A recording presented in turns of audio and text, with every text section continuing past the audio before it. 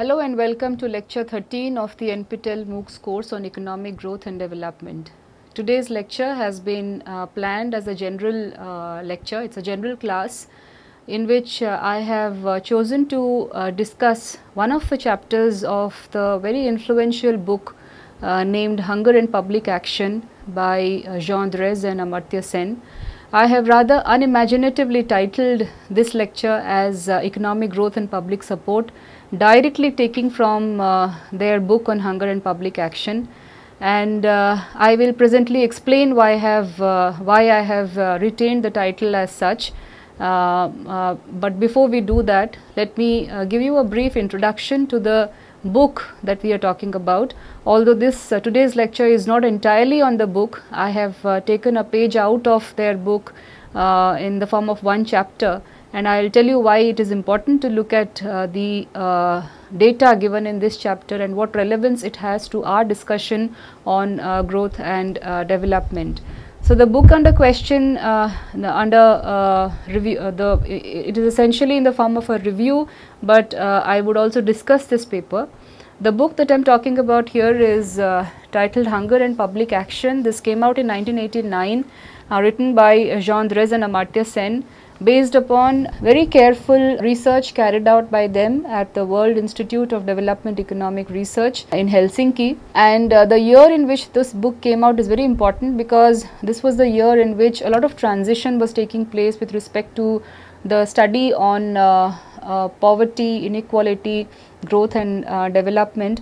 And this book, so to say, came at such a juncture in which a lot of transition was taking place with respect to the discourse on what we understand or what we have understood so far as economic growth and development. So this book has 4 parts. It is written in 4 parts. The first part of this book, and the bullet points here that I have mentioned under each of these parts are basically the chapters of this book. And the first part makes extensive use of the concepts of entitlements and capabilities, and it explores the interactions between nutritional, economic, social and political elements that influence hunger and deprivation. So this book, to begin with, is primarily about hunger and deprivation, how hunger and deprivation came to be and what they mean by hunger and deprivation in the poorer countries of the world.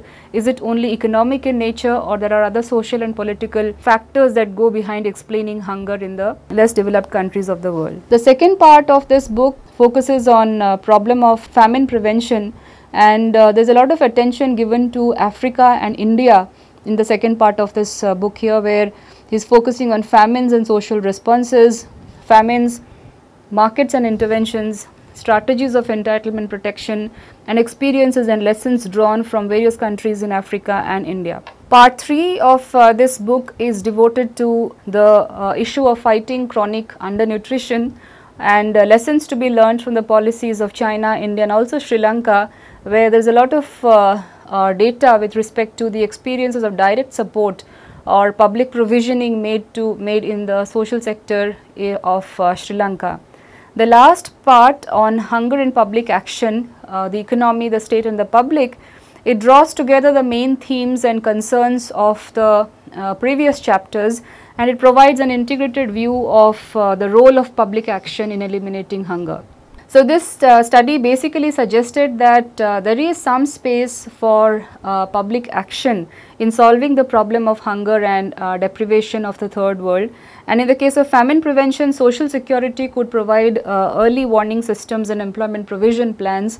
And to fight endemic deprivation, the authors suggested that among other things, the basic healthcare, elementary education and food programs should be inherently looked at. Now I have taken a leaf out of part 3 of this book, and particularly chapter 10, which is titled Economic Growth and Public Support, and as I have already said, rather unimaginatively, I have titled this general lecture also as Economic Growth and Public Support. And I am, so basically I have taken a page out of this book and I am presenting it to you as a general lecture, because I think that this has a lot of relevance to what we have been discussing so far about growth and development. Post today's class, we will study about the genesis of human development and how the literature of human development, how it has come up in the recent years. and how no evaluation of poverty, inequality and development is complete without engaging ourselves with the issues of and related to human development. So, to be able to do that, therefore, this lecture will provide some sort of a bridge in providing to us context as to what country experiences reveal with respect to the strategies adopted for development of the standards of living of their people. So, before we move on further, let me also tell you that this chapter, Economic Growth and Public Support, of this book Hunger and Public Action, largely draws from the estimates of income and nutrition outcome indicators such as infant mortality rate and under 5 mortality rates of various countries based upon the estimates provided by the World Development Report of 1987, which is the latest considering that this book came out in 1989. So, the figures that come up may sound dated today, but the arguments that follow these figures, these estimates are still relevant, and the empirical evidences supporting these arguments have been increasing over the years. So, let me also inform you that I am discussing this chapter in the form of a general lecture very uncritically. Which means to say that there have been a number of critical reviews of this book, Hunger and Public Action. There have been a number of critical reviews of this chapter, Economic Growth and Public Support, raising questions about the arguments that have followed. And for those interested in looking at critical reviews of this book, may among other scholars make a beginning with Martin Ravellian, who has talked a lot about the methodology followed in this book for coming up with the conclusions that they have come up with. However, it is also, I must also mention here that Martin Ravellian also applauds this book for making a very significant contribution to the growth and development literature. So, now let me also give you a quick snapshot of if we have to summarize this book, this chapter on economic growth and public support, what would it sound like? So, this chapter basically talks about two strategies of development. One is the economic growth led security strategy, and the other is the public support led security strategy. And both of these strategies of development have been compared and contrasted, and the interconnections have also been seen between both of these strategies. They have also been seen against the concept of what Sen and Drez referred to as unaimed opulence, or what we can also term as unwarranted growth in the present times. So, let us look at this figure here that is appearing on your slide. By now, we know that the association between GNP per capita and the human development indicators such as health, nutrition, morbidity and mortality is not straightforward. Now, this table here shows the GNP per capita, the infant mortality rate and life expectancy at birth for selected countries, and the figures here will sufficiently illustrate the point that we have just made about there being no straightforward relationship between incomes and nutrition indicators. For example, if you see here, South Africa has nearly 6 times the GNP per head of China and Sri Lanka. Similarly, Brazil has many times more income than China and Sri Lanka, but has a lower life expectancy. So, and the striking among them all is Oman, whose GNP is 20 times that of China and Sri Lanka, but has the lowest life expectancy among them all. So, just to repeat here, South Africa, Brazil, very high incomes per head, Oman, very high incomes per head compared to China and Sri Lanka, but lower life expectancy at birth compared to China and Sri Lanka. Similarly, if you look at the infant mortality rates per 1000 live births for Brazil, South Africa and Oman, they are far higher than what we see in China and Sri Lanka. So, it is a contrast. There are very high, the low levels of income, but high rates of achievement with respect to nutrition outcome indicators, IMR and life expectancy at birth, higher incomes, but lower achievements in terms of IMR and life expectancy at birth. So this is what Dress and Sen referred to, what is called the dissonance between GNP per head and the capability to survive premature death. So Brazil, Oman and South Africa, despite their richness of incomes, despite their opulence, or have much greater IMRs or infant mortality rates compared to China and Sri Lanka. And they identify two causes here.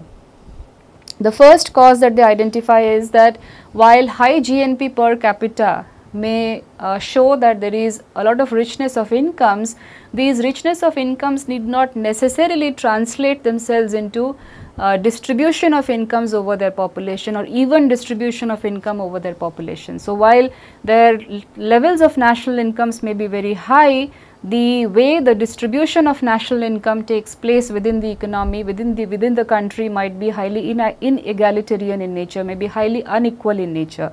So there is a lot of unevenness with respect to distribution of national resources or national income. So that's one of the reasons why this might happen, why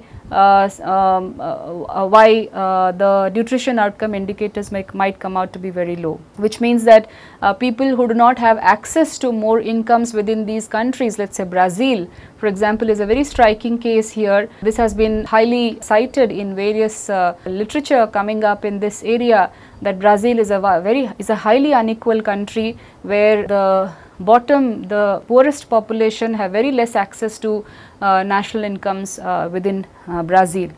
The second reason that Dress and Sen identify through this illustration that they are showing here is that while people have command over private commodities by interacting in the market, with regard to public goods which have very large externalities, public provisioning may be very important. The public goods, the nature of the public goods are such that they cannot be freely traded in the market like the private goods, or even if they may be, there may be a lot of underconsumption of these goods or overconsumption of these goods as well. Therefore, the nature of public goods is such that it may warrant public provisioning. So, for example, education or health or sanitation facilities and so on. So, these are the two important causes they identify with respect to how to explain this illustration here. Now, to summarize this, while the relationship between GNP per head and nutrition outcomes may not be straightforward, that is also not reason enough to underestimate the importance of GNP per head. National incomes may go a long way in providing the required resources to the government to be able to translate the deprivation into a provision of basic capabilities. So, for example, the experience of different oil-rich countries have shown us that they have very actively followed public provisioning of goods based upon the resources generated out of the oil industry in those countries. So, a high level of GNP per head may provide an opportunity for improving nutrition and other basic capabilities. So, what is crucial here is to understand that this opportunity that is provided to the governments in the form of increased opulence or increased national incomes may or may not be utilized for direct provisioning or for distribution of these resources, these incomes among their population. So, it is very important that the state, the government formulate redistributive policies that can go a long way in translating the opulence or translating the richness of incomes into the achievement of basic capabilities. Now, Dress and Sen also dispel a certain myth about Western countries, that there is a myth which says that the Western countries or the highly industrialized countries have in the past achieved very high levels of human development or very high levels of nutrition, such as the nutrition indicators such as life expectancy at birth, only based upon their incomes. So, the standards of living have risen because of their unprecedented opulence, because of the rise in incomes. So Dreesen dispelled this myth that Western countries have improved their life expectancy based purely on richness of incomes, and they argue against this by illustrating the history of longevity expansion in Britain and Wales in the 20th century. And this table here on your slide shows the increase in life expectancy at birth in England and Wales in each of the first 6 decades of the 20th century.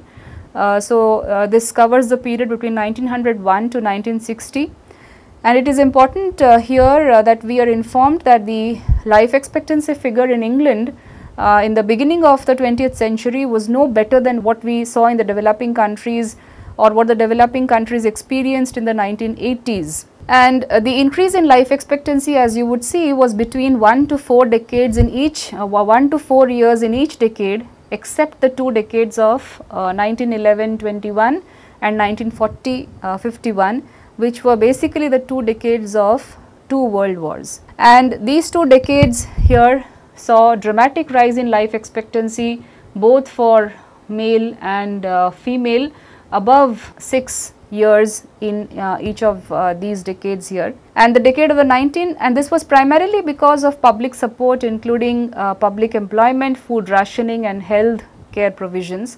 The decade of the 1940s, it has been recorded as the highest increase in British life expectancy. This period actually witnessed rapid transformation, rapid expansion of public employment, extensive and equitable food rationing, and it also saw the birth of the National Health Services in Britain. So the largest life expectancy increases was actually registered for the post Second World War period, and that was possible primarily because of direct provisioning or support of the government towards providing basic social services to its people.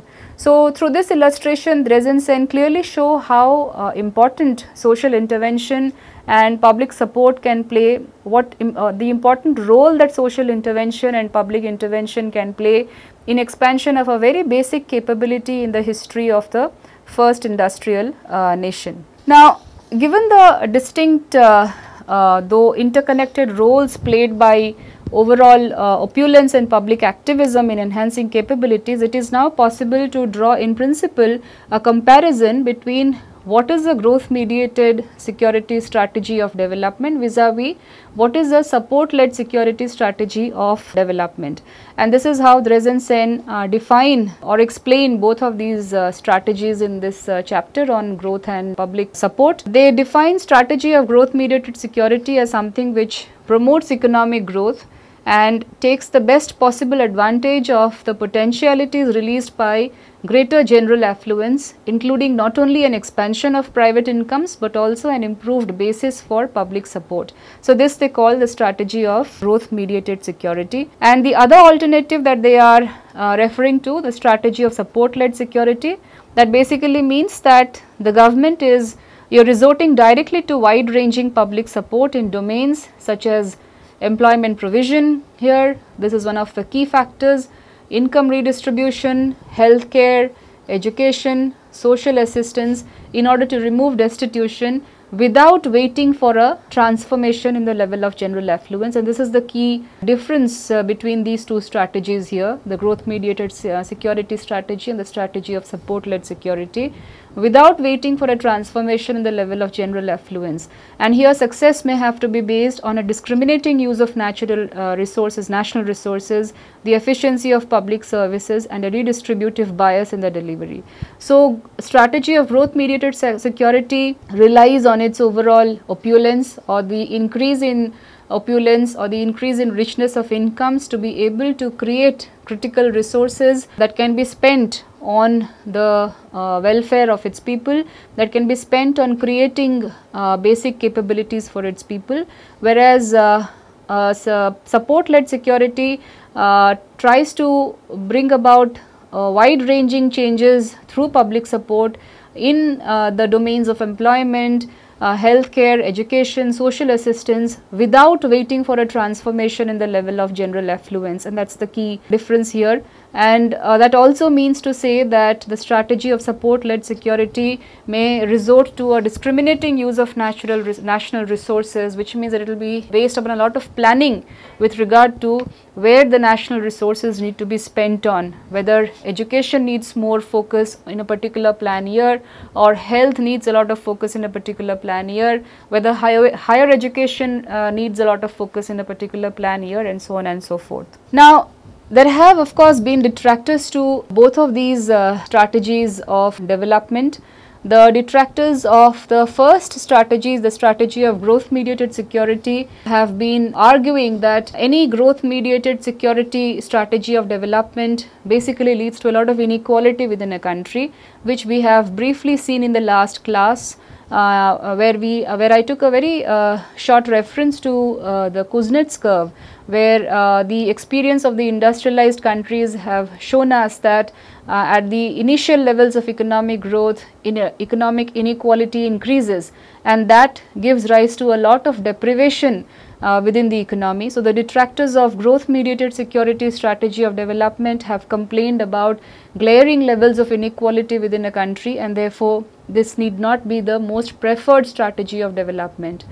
Whereas the detractors of the strategy of support-led security have focused on the generosity provided to the poorer individuals within a country, and therefore which leads to a lot of wastage of national resources, and that adversely affects future growth prospects within the economy. So, while there are detractors on both sides, both strategies of development, Dress and Sen very carefully point out that there are interconnections as well as contrasts between both of these strategies of development, and one needs to look at both of these. One need not necessarily mean the exclusion of the other.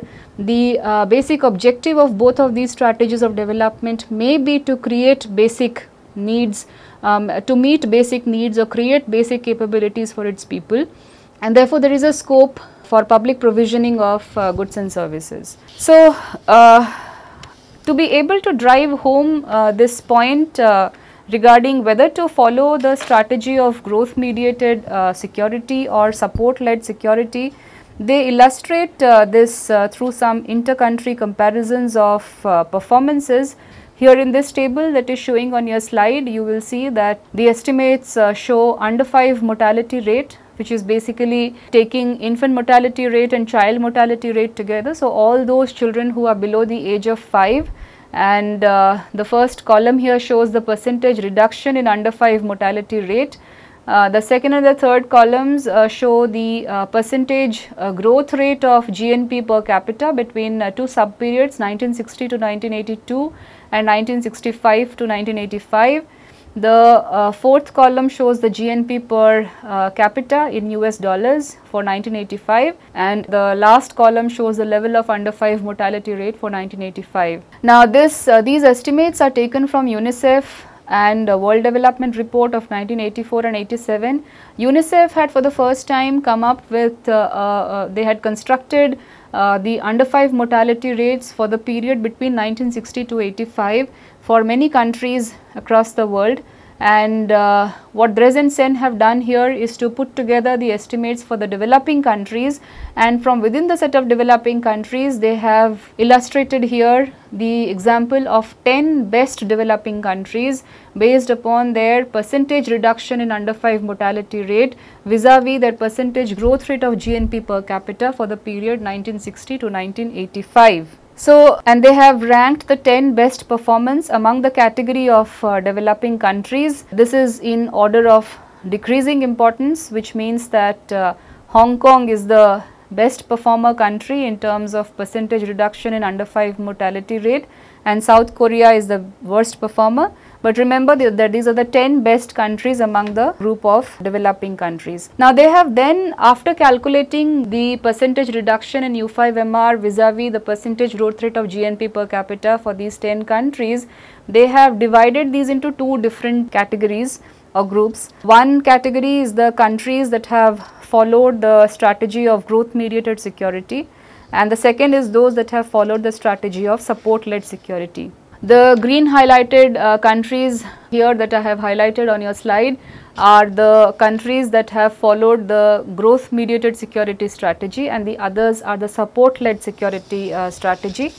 And the growth mediated security has been an important part of the experience of Hong Kong, as we all know, Singapore and South Korea. So, Hong Kong, Singapore and South Korea have explicitly followed growth mediated security strategies.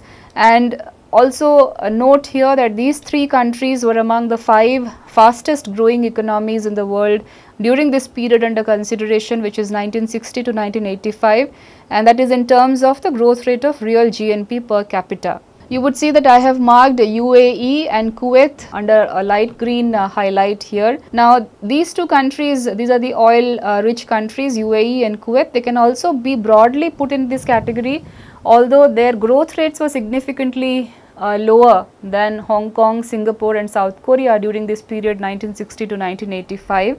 And therefore, they are not comparable in terms of their growth rates. However, they can be put, they did follow growth mediated strategies and have been seen as being able to reduce their under 5 mortality rates and improving their general levels of nutrition within the country.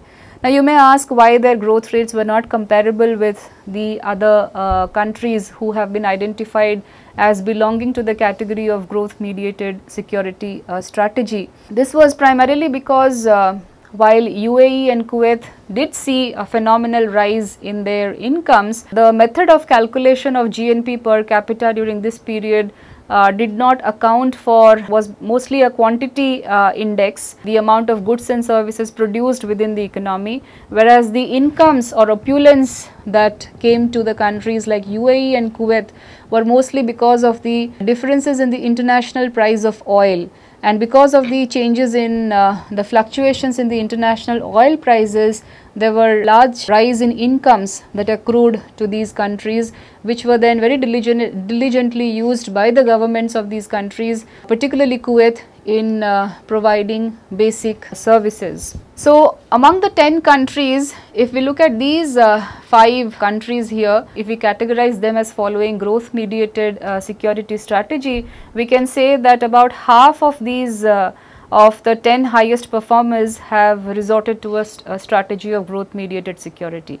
Now, the other 5 countries, Chile, Costa Rica, Cuba, China and Jamaica, they have had comparatively very low growth rates. So, their success cannot be attributed to income growth, but the possibility of support led security. And the demographic and health records of each of these 5 countries have been extensively scrutinized in the literature of development, and there seems to be a very strong evidence of rapid nutritional improvements in all of these 5 countries, apart from the observed trends of reduced under 5 mortality and child mortality rates that we see.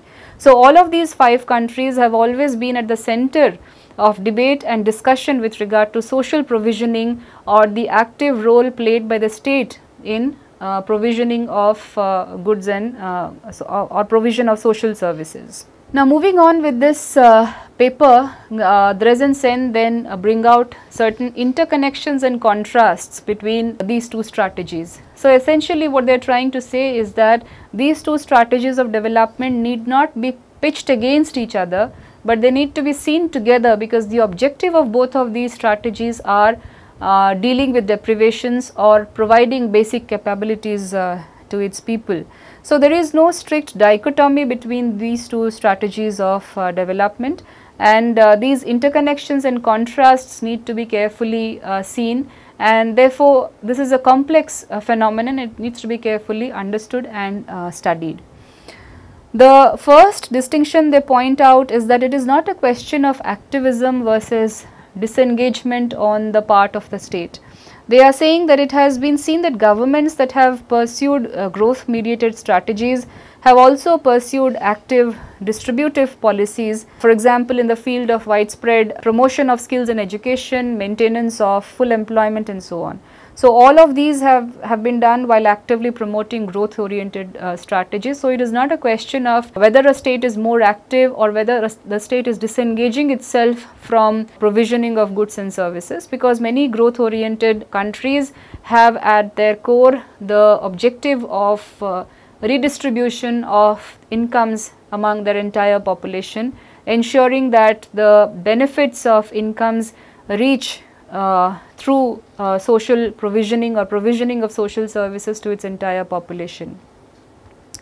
The second point that they are pointing, which is an interconnection, basically the first 3 points show the interconnections between these two strategies, and the last point points out the contrast between these two strategies of development. So, the second point he is making is that it is not a simple case of pitching the market versus state provisioning. Kuwait, for example, is a case in point where enhanced incomes did provide the material basis for one of the most comprehensive welfare states in the world. So, it is not an either or case of market versus state provisioning. The third interconnection that he points out is that strategy of growth mediated security is not at all the same thing as the pursuit of economic growth. In fact, growth mediated strategy need not necessarily be in conflict with provision of basic needs, which may actually be an approach towards fulfillment of basic needs. And similarly, support led security does not lead to surrendering of the importance or objective of economic growth. And empirical studies have actually shown us that improvements in quality of life, particularly in the domains of education and health, have gone on to improve labor productivity. So which means that state-led or support-led security can also go a long way in ensuring economic growth to its population. There are numerous studies, empirical studies that have been carried out to show the levels of or the improvements in human capital and how improvements in human capital lead to increases in labor productivity within a country. There are empirical studies which goes to the extent of coming up with actual estimates with regard to how much percentage increase in primary education or how many percentage increase in secondary education, higher education will go to how many percentage increase in labor productivity of a country. So, there are evidences that show that interventions or investments made in human capital formation can also go a long way in ensuring economic growth within a country. The fourth point he points to is a contrast between these two strategies of development, and this contrast is that countries which have been identified as having used support led strategy have not waited to grow rich before providing public support to guarantee basic capabilities. And now this contrasting point, the fourth point, is at the heart of the debate with regard to whether to follow growth mediated strategy of development or support led strategy of development, because the detractors of support led strategy of development would say that economic growth should first take place, and economic growth by itself will take care of improvement in quality of life. What we very famously know as is the trickle down effect of income, that as incomes grow, the very high incomes will trickle down to the lower sections of the vulnerable sections of the population within a country, and eventually they will also see a rise in their levels of income. However, as experience has shown us that the trickle down did not really take place, rather what has happened over a period of time is inequality has risen, inequality has grown at an unprecedented rate, and particularly in the post globalized era. But those countries which have followed support led strategies of development have very clearly illustrated that they need not wait for economic growth to take place for direct provisioning or public provisioning of goods and services to take place, and that is the major contrast between these two strategies of development. So, essentially what Dres and Sen are arguing here is that despite these complementarities, dilemmas can arise. There can be dilemmas with regard to striking a balance between these two strategies of development. And why is it so? The question regarding the dilemma is that because both of these strategies make a heavy demand on public resources. Both of these strategies make a very heavy demand on public administration capabilities. So, which means which strategy to follow for development will depend upon how much demand the state or the people are making on the national resources of a country, and that is where the dilemma is. Now, Dreesen have also very carefully tried to locate the difference between growth mediated security and what they refer to as unaimed opulence. In the terminology of growth that we have been studying so far, we can also refer it to as unwarranted growth. So, another way of putting this question would be, is unaimed opulence or is unwarranted growth desirable, or is growth mediated security desirable? And that is what brings us to the difference between growth mediated security and unaimed opulence. Now, in many cases, an important part of the difference between growth mediated security and unaimed opulence relates to the expansion of employment opportunities. So, one of the things that the strategies that the countries following growth mediated security they do is that they very actively follow the economic policy of full employment. And if you recall from the previous classes regarding the definition of full employment, that basically means that there is no scope for involuntary unemployment, or in other words, those who are seeking employment, those who want to be employed within an economy find employment. So, which means that there is no massive open unemployment within an economy, there is no involuntary unemployment within the economy. So, one of the basic differences between unwarranted growth rates and or countries following unwarranted growth or those following growth mediated security strategy is that the growth mediated security countries, they very deliberately try to follow the policy of full employment. And each of the 5 countries that Dreesen have identified as following growth mediated security, like South Korea, say for example, they have experienced extraordinarily low rates of unemployment during this period between 1960 to 1985. And this level of the low level of unemployment is low by the standards of the unemployment found in the developing countries of the world. And they have even relied on imports of labor power. So, therefore, the role of the state in promoting full employment has been quite obvious. So, there has been a rapid expansion of employment opportunities in these countries. They take the contrasting example of Brazil and South Korea to explain this point. Brazil has had very high growth rates, but Brazil also is a highly unequal country. So, the lowest quintile of the population has access to only about 2% of its national income, and this is backed by empirical data which is provided by them in their book. Whereas in South Korea, there has been extensive employment promotion through labor intensive industries, encouraging labor intensive industries that have they have also maintained a comparative advantage of labor intensive manufacturing. They have done a lot of investments in education, skills development, training, along with supplementary public programs. Similarly, the welfare state model of Kuwait went to the extent of guaranteeing a job in the public sector to every Kuwaiti who is not employed in the private sector. So, essentially the instrumental role of expansion of employment opportunities to share the benefits of affluence is a crucial difference when one is trying to look at the differences between growth mediated security strategy and unaimed opulence or unwarranted economic growth rates. If a country is focusing only on bringing up the rates of economic growth, what is the difference between the countries who are very deliberately following economic growth led security strategy, and that is securing employment for their large masses of population. So, now we have got some clarity that growth mediated security does not necessarily make private incomes the engine of economic growth. Public provisioning also plays an important role to be able to achieve this. Now, this table here on this slide shows the performance of Kuwait during the years 1960 to 1985 in some of the social indicators. So, the indicators here show population, government oil revenue for the periods for the years 1960, 1965, 1970, 75, 80 and 85. So, these are 6 years in point. There is data on public health expenditure, public education expenditure, number of teachers in government school, number of students in government schools, number of physicians in government schools and the rate of illiteracy.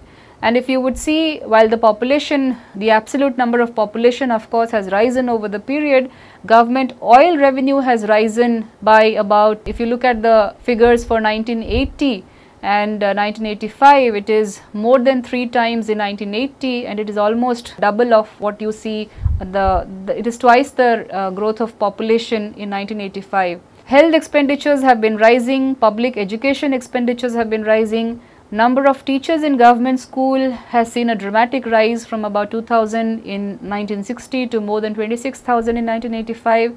Number of students in government schools, which is an important achievement, number of students in government schools have risen to about 361,000. Number of physicians have gone up from 451 in 1965 to more than 2000 in 1985, and the rate of illiteracy have come down. Now, before we decipher this table, a little insight into Kuwait's oil industry has been provided by Drezen Sen, and I think it is important that we talk about that here. The Kuwait's richness dates back to 1946 when the country started exporting oil, and since then earnings in the oil sector has grown unprecedentedly.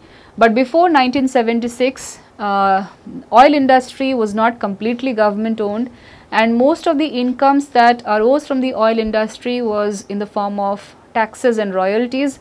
However, since 1975, the oil industry of Kuwait has been completely government owned, and over a period of time, the entire profits of the oil industry has been appropriated by the Kuwaiti government. And this profit that has been entirely appropriated by the Kuwaiti government has of course been central to the Kuwait idea of welfare state and the role of the state in encouraging or bringing about public provisioning of goods in the social sector. So, the availability of, if you look at this table again here, the availability of public services in Kuwait has expanded in a record time. There has been compulsories. If you look at the policies followed by the Kuwaiti government in 1965, it followed the policy of compulsory school attendance combined with free education, free books, free meals, free transport, even free clothes, and that lured the younger generation to schools in spite of the fact that there was conservative resistance to educating girls in this country. The estimates shown in this chapter of this book, Hunger and Public Action, tell us that in 1977 the government subsidies on education actually exceeded $600 per student. It also says that the male secondary school enrollment ratio was 86% in Kuwait in 1982-84, which was better only by South Korea and a handful of other industrialized market economies. The sophisticated medical services provided free of charge to the entire population, Kuwaiti as well as non-Kuwaiti. Far-reaching public provisions were also made in areas such as housing, water supply, electricity, transport and communications, and the subsidization of basic commodities.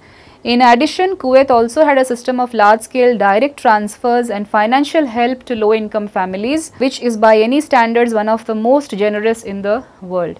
And to quote Drezen Sen from their own chapter, they pointed out that if socialism were reduced simply to state ownership of the means of production and generous provision of social wages, Kuwait would appear to be one of the most obviously socialist countries in the world. So, this table sums up the marvelous achievements of Kuwait, which very deliberately followed a growth mediated strategy of development, but along with a very active role of the state in formulating policies, progressive progressive policies that brought about rapid transformations in the domain of education and health, and because of which they could catch up with the industrialized countries of the world. Another case that Dress and Sen have very elaborately discussed in their book and in this chapter,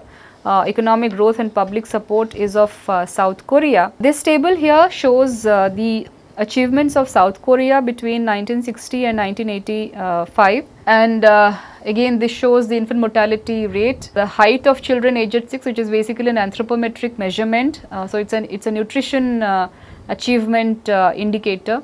It also shows the incidence of poverty, the Gini index of income inequality, unemployment rates, index of real wage rates. Basically it tells us the levels of wages, the industrial wage rates in the economy, and the secondary school enrollment. So if you read this table from the top to bottom from 1960 to 1985, you see that the infant mortality rates have come down dramatically. Anthropometric measurement of children, the height of children within the age of 6 for both male and female seem to have increased. Now increase in height is one of the very important nutrition indicators of good health of children. So while IMR has been declining, the anthropometric measurement of height for age shows that there has been an increase. And remember that South Korea has been dubbed as an economic miracle, has been dubbed as one of the East Asian countries which has seen rapid rates of transformation in the economy in a very short span of time. Incidence of poverty has come down dramatically from 41 to 7% in 1985. Compare and contrast this to India, where the Indian poverty rates are still about 29% as of today. Gini index shows that levels of inequality have been low and it has been declining by small percentage points. Unemployment rates have come down and they have been maintained. Wage rates have been rising and secondary school enrollment rates have also been rising. Now it is important to remember here, as pointed out by Dress and Sen, that before 1976 South Korea had no public healthcare system. They had no form of broad based medical assistance or medical insurance schemes in healthcare. Healthcare was primarily provided by private professionals and in the form, and especially pharmacists.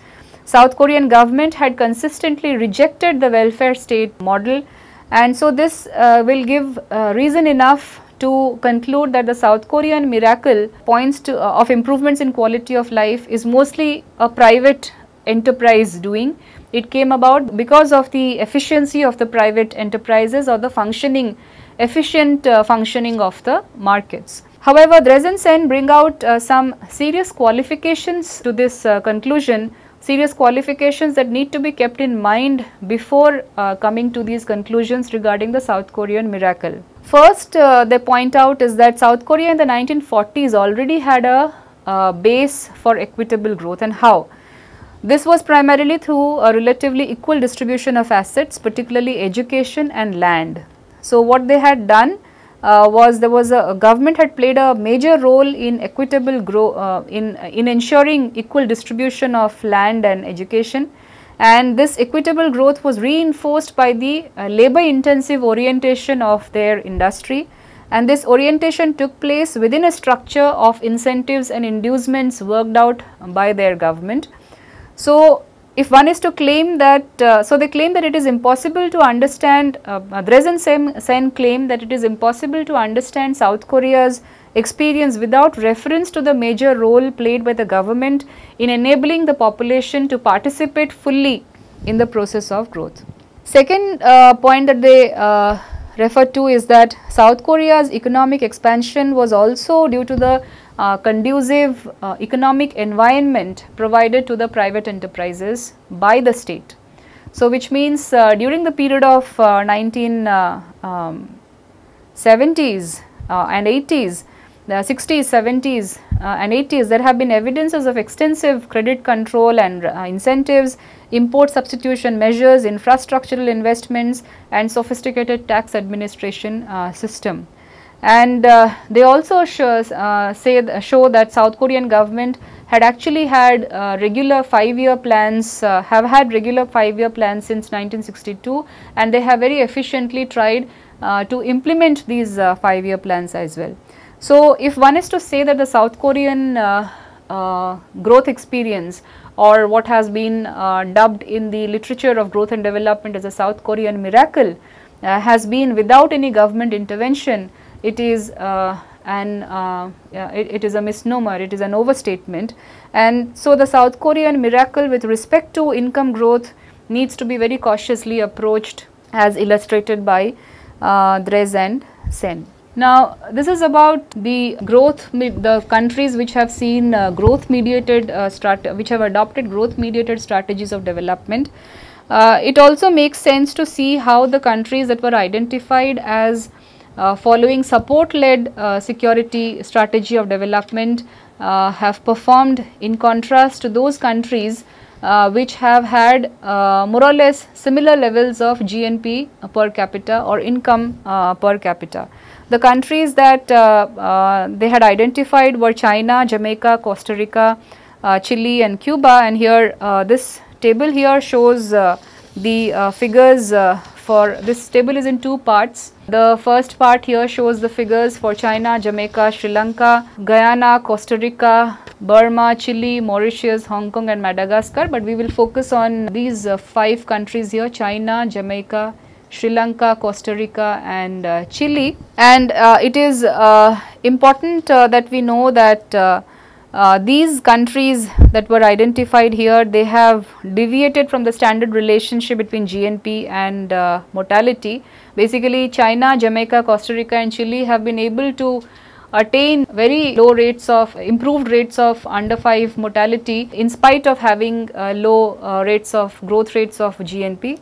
But it is important to point out Sri Lanka here, which is an exception among these countries, because Sri Lanka has had very low growth rates of GNP per head between the period 1965 to 1985, and however it had the comparable reduction in under 5 mortality rate is as good as it was in China, despite having low growth rates compared to China. And the Dress and Sen argue that Sri Lanka did not grow dramatically during this period 1960 to 1985, but something miraculous happened in Sri Lanka prior to that.